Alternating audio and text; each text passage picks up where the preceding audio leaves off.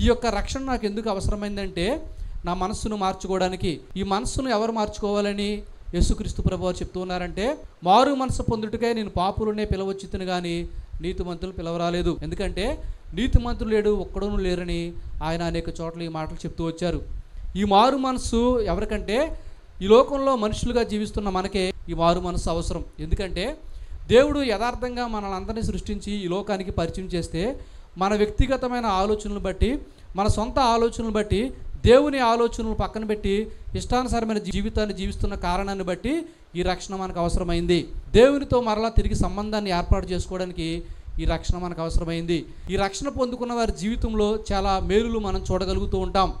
ఉదాహరణకి పౌలు గారి జీవితాన్ని చూస్తే, ఒకప్పుడు భయంకరమైన జీవితాన్ని జీవిస్తున్న ఆయన యేసుక్రీస్తు ప్రభు వారి దగ్గరికి వచ్చినప్పుడు, ఆ రక్షణను ఆయన సొంతం చేసుకున్నప్పుడు ఆయన జీవితంలో గొప్ప మార్పును మనం చూడగలిగాం.